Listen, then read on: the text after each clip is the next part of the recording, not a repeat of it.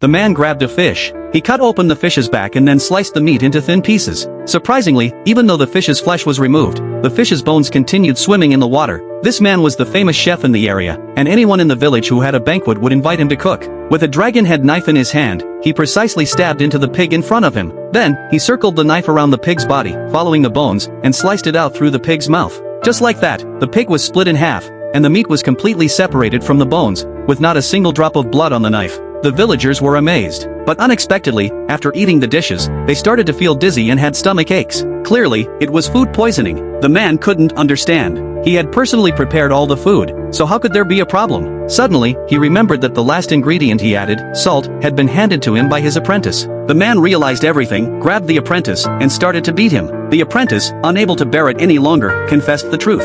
It turned out that the man's nephew had instructed the apprentice to do this, in order to frame the man and steal the dragon head knife. But by now, it was too late. The village chief knocked the man down, and the dragon head knife, symbolizing his culinary skill, fell to the ground. It lost its shine and became rusted. He was expelled from the village. So, he went to the city and tried to apply for the position of head chef at a restaurant. However, the restaurant already had a head chef.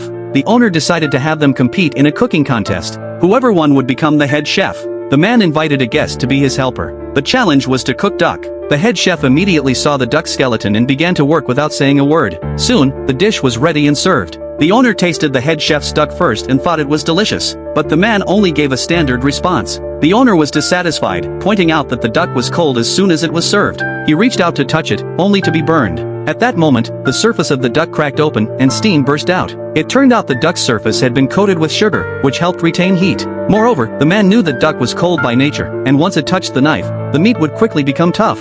So, the process of preparing the duck relied on inner strength. The owner tasted the duck and found it to be the best duck she had ever eaten, instantly being impressed. The head chef tasted it, and his face changed immediately. He admitted defeat and left the restaurant. From then on, the man became the head chef of the restaurant.